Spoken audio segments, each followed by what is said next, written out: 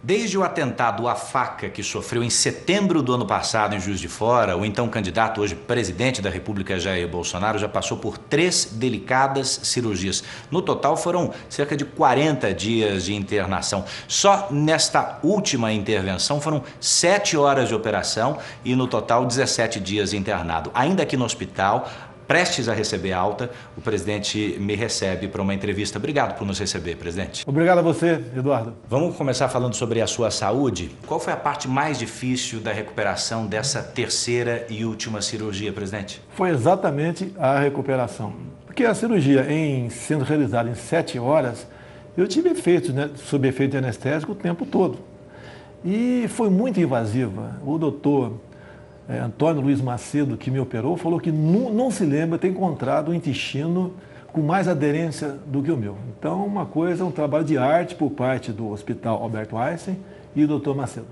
E o senhor teve febre também, teve complicações difíceis, não? No meio do caminho, consegui adquirir uma pneumonia. Isso atrasou em muito a minha recuperação.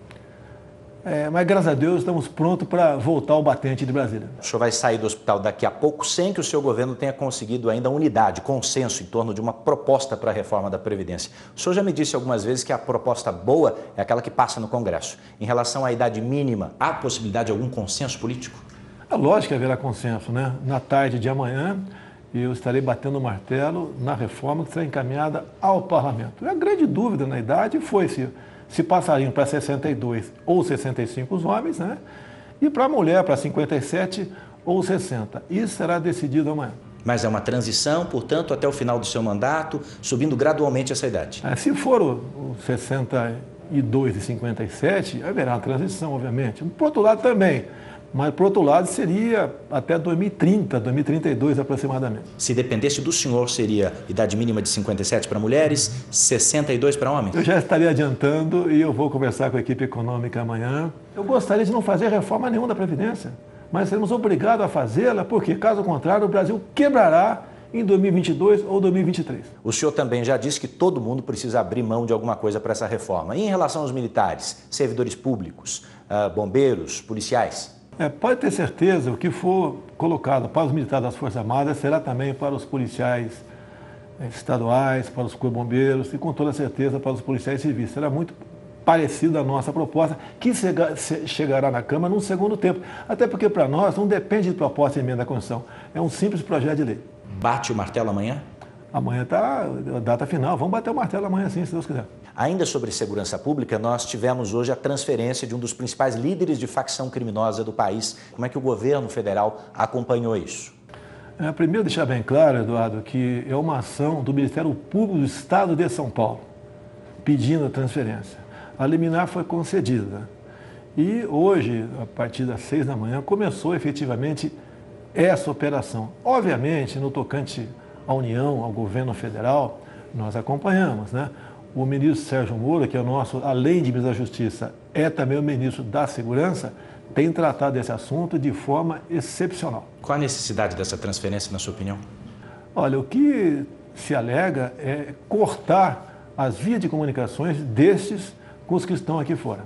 Brumadinho, presidente, o seu governo vai continuar apenas contabilizando as vítimas fatais dessa tragédia ou é possível fazer alguma coisa a curto prazo para que tragédias assim não se repitam?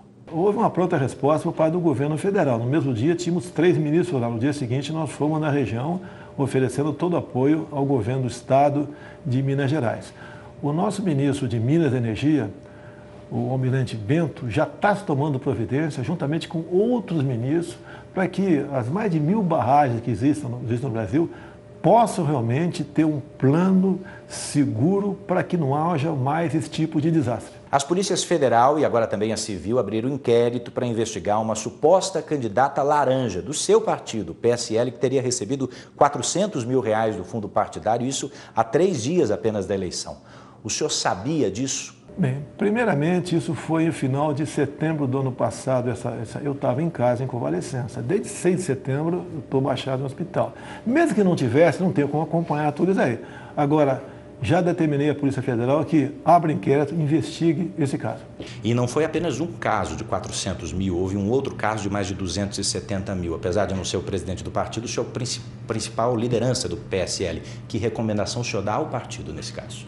Não, o partido, o pessoal tem que ter consciência, não são todos, né? É uma minoria do partido que está aí nesse tipo de operação que nós não podemos concordar com isso. Quer ver, Eduardo?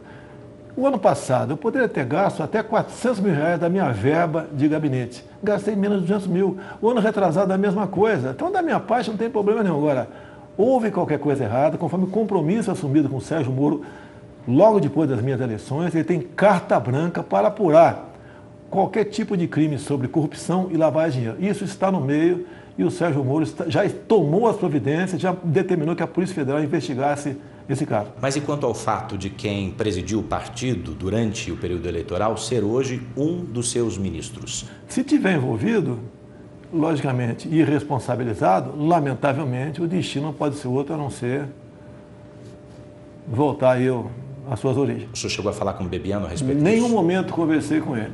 Saiu em parte da imprensa que o senhor teria feito telefonemas de dentro do hospital a respeito desse assunto. Mentira, sabe por que é mentira?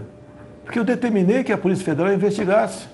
Eu poderia ter dado um telefonema para o Sérgio Moro, que eu sou chefe dele, mas jamais farei isso, muito pelo contrário. Determinei ao Sérgio Moro que, dentro da sua esfera de atribuição, se fosse possível investigar, e está sendo investigado. Essa é a resposta que eu dou para todos aqueles que tentam praticar corrupção no Brasil. Qual a avaliação que o senhor faz do seu vice, o general Mourão, no período de interinidade, em que ele ficou, no curto período que ele ficou no seu lugar na presidência? Olha, o general Mourão foi escolhido por mim para ser vice, é um colega da Academia Militar das Agulhas Negras, paraquedista, e ele passou com certa, no meu entender, tranquilidade. Que pese em alguns momentos, ele dá uma escorregada no tocante à declaração junto à mídia, até porque falta ali o tato para conversar com vocês. É aquilo que o senhor chama de canelada? De vez em quando acontece, eu já dei muita canelada no passado. Tá? Vou conversar de novo com o Mourão, nós temos um bom diálogo, um excelente diálogo e pode ter certeza, cada vez mais o Mourão estará preparado para, numa eventualidade, me substituir. Houve algum desconforto nesse período em relação à classe política ou mesmo entre seus filhos?